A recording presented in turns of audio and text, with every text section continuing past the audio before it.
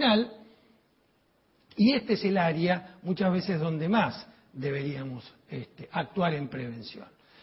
El estado nutricional, a medida que se va perdiendo el buen estado nutricional, es como que tiene etapas, ¿no? Hay una primera etapa que es una situación de riesgo, donde está la desnutrición subclínica o marginal, la parte de abajo que dijimos del iceberg, porque después cuando pasamos a la desnutrición clínica, ahí ya tenemos signos y tenemos síntomas. Si una persona está absolutamente delgada, está desnutrida, si una persona tiene marcas en la piel, tiene signos de Bitot por carencia de vitamina A, es decir, tiene todos aquellos signos que a mí me marcan su desnutrición, yo ya estoy acá. Que puede ser leve, moderada, grave. Si es grave, podría ser un kwashiorkor, un marasmo, bueno, lo que fuere. Pero acá yo médicamente lo detecto, no tengo problema. El tema es acá. Acá tengo que detectar, la situación marginal, clínica o marginal, o la desnutrición subclínica, que es la que más me interesa. Y fundamentalmente esta, la situación de riesgo. Esta la vamos a pasar, pero bueno, es un poquito repetición de la anterior. ¿Cuáles son algunos factores que pueden incidir en las deficiencias de micronutrientes para ver si podemos detectarlos en esa primera etapa? En primer lugar, el déficit de ingesta. Si yo detecto que una persona está comiendo inadecuadamente, no necesito otro dato más. Medirle los niveles de para saber si tiene de más o tiene de menos de tal cosa. Si somos lo que comemos. Somos lo que comemos, dice el refrán. O sea, si esa persona me relata exactamente lo que come, yo ya sé lo que le va a pasar. ¿Sí? Entonces no me hace falta tener ningún dosaje especial para darme cuenta que necesito o decirle que se alimente mejor, o inducirlo a que lo haga, o suplementarlo si lo tengo que suplementar, si es lo que corresponde. Si tiene hábitos alimentarios incorrectos, si tiene una dieta poco variada, eso es muy importante tenerlo en cuenta.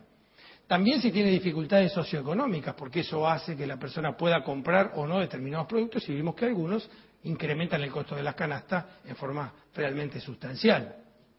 Bueno, en definitiva, si tiene mala calidad de la ingesta, pero si además tiene algunos otros problemas de salud, como por ejemplo alcoholismo, o si hace dietas muy restrictivas o restrictivas en forma permanente y continua. Hay gente que es dietante, lo llamamos así, dietante, están toda su vida a dieta y llega un punto en el cual se desnutren en algo, porque evidentemente es tan monótona ese tipo de alimentación que termina con alguna carencia. Cuadros clínicos de mala absorción también son importantes. Si yo detecto una persona que tiene una mala absorción, no voy a esperar hasta que esté desnutrida para suplementar lo que tengo que suplementar, si yo ya sé que va a llegar ahí. Todo eso impacta en el estado nutricional. Y entonces entramos en lo que llamaríamos, para poder detectar todo este tipo de problemas, los grupos vulnerables o grupos de riesgo. ¿Y cuáles son para mí los grupos, como nutricionista, los grupos de riesgo a los que yo le presto atención, en los cuales cierro un poquito el ojo y miro un poquito más allá porque trato de ver si no hay alguna carencia o la posibilidad de alguna carencia? Fundamentalmente, las embarazadas, los lactantes, los niños, las mujeres que toman anticonceptivos, los adolescentes por el tipo de dietas que se van promocionando entre unos y otros, y además porque están en periodo de crecimiento y desarrollo, ¿no es cierto? Los ancianos, las personas con enfermedades crónicas e infecciones, aquellas, como dijimos, con síndromes de mala absorción, los que fuman, los que beben, los deportistas por aumento muchas veces de los requerimientos y los dietantes, como dijimos. Todos estos son lo que llamamos grupos de riesgo, dentro de los cuales tenemos que alzar la voz y escuchar el signo, ¿no? Y el síntoma. ¿Por qué? Porque la provisión de las distintas vitaminas y minerales, en este caso, de esto estábamos hablando, no siempre acompaña las necesidades del organismo. Y nuestro cuerpo tiene la capacidad de mantener cierta reserva. Por ejemplo, en este caso, vemos en esta gráfica la posibilidad que tiene nuestro cuerpo de mantener reservas, y vemos que quizás la única en la cual tenemos una capacidad bastante importante es la vitamina B12, ¿no es cierto? La vitamina A y el folato, pero después las otras, realmente la cantidad que podemos acumular y las posibilidades de tener una reserva como para enfrentar una circunstancia de necesidad son realmente bajas. Por lo tanto, tenemos que tener presente que hay un grupo de vitaminas que después de un tiempo de mantenerse dentro de ese grupo de riesgo y con ese riesgo continuo y permanente, va a terminar con una carencia. ¿Cuáles serían los signos o los síntomas que a mí me podrían dar algún dato acerca de estas carencias? Bueno, hay algunos específicos que son los ligados al tipo de carencia. El síntoma del déficit de calcio no es el mismo que el de hierro en general, ¿sí? O el de algunas vitaminas. Pero hay síntomas que son inespecíficos. Y muchos de ellos a veces hay que tenerlos en cuenta porque no es lo mismo una persona que está en un grupo de riesgo, solamente eso, que una persona que además de estar en un grupo de riesgo tiene algún síntoma inespecífico también, porque ya tiene dos situaciones que hay que sumarlas. ¿Y cuáles son esos signos inespecíficos? A veces irritabilidad, insomnio, fatiga, o sea, cansancio fácil, trastornos de la memoria y de la concentración, distimia, o sea, alteraciones en el humor, anorexia, cansancio, astenia, mayor susceptibilidad a las infecciones o trastornos del crecimiento, son signos inespecíficos. ¿Por qué inespecíficos? Porque no me están diciendo cuál es el elemento que está carente en la persona, pero me está dando un dato que hay una carencia. Y ahí es donde, como médico, tendré que investigar un poquito más, ¿verdad? Para lo cual, lo que hacemos habitualmente nosotros en medicina es una valoración del estado de nutrición.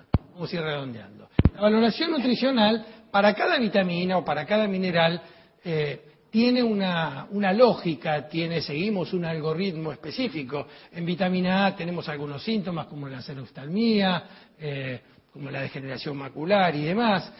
Para la vitamina D, bueno, si el paciente tiene un raquitismo, una osteomalacia, bueno, y así para cada una de las vitaminas y para cada uno de los minerales, nosotros tenemos una serie de estudios, de signos y de síntomas que nos van a dar datos acerca de la carencia o no de la vitamina o del mineral, como lo ven ustedes en cada uno de los cuadros.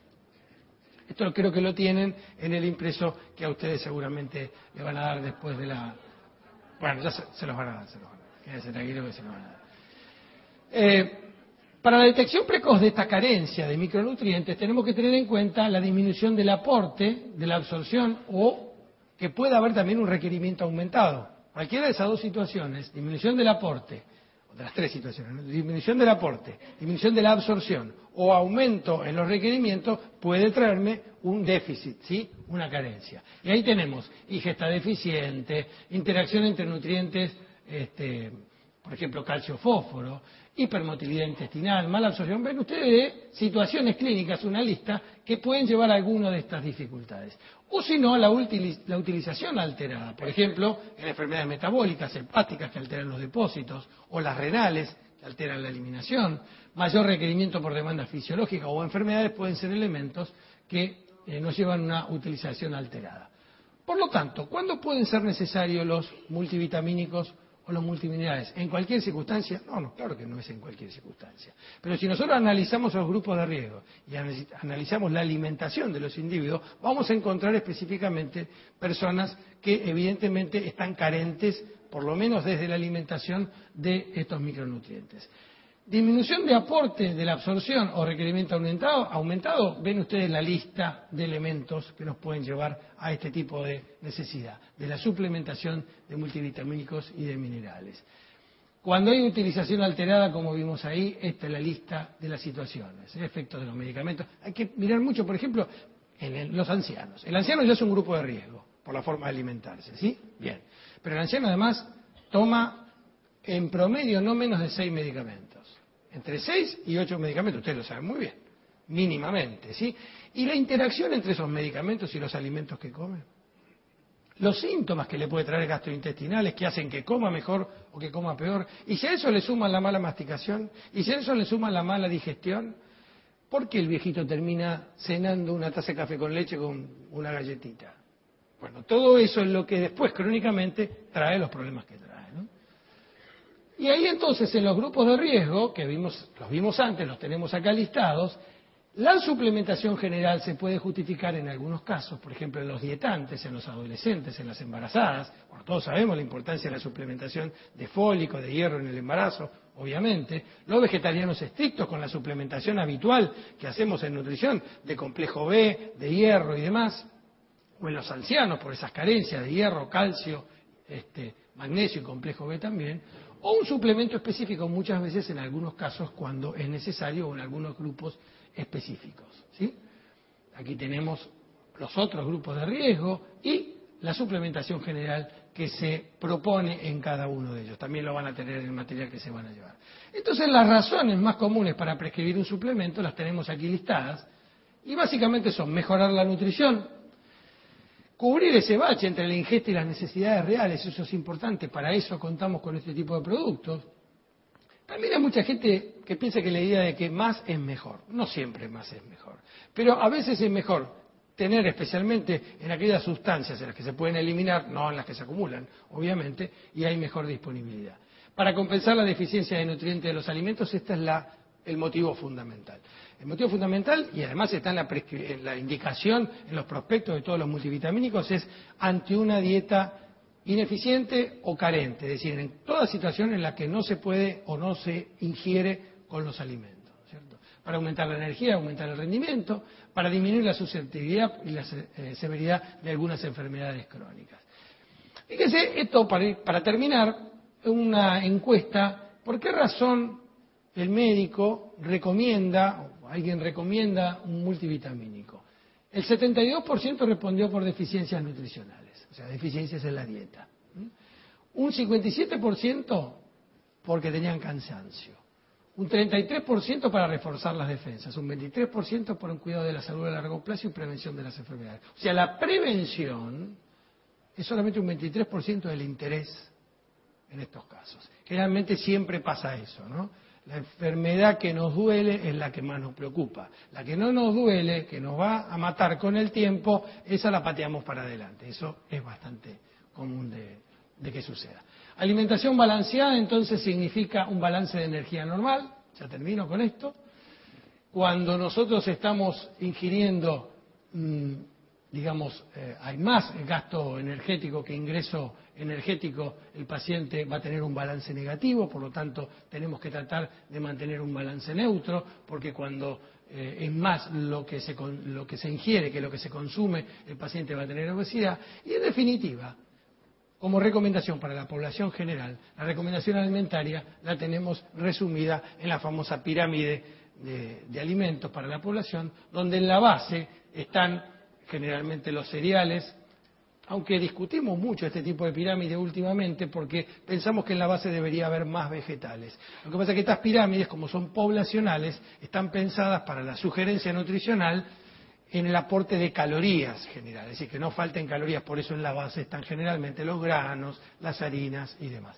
Pero una pirámide para una ciudad, para gente que vive en la ciudad, debería tener en la base más vegetales que lo que tiene esta.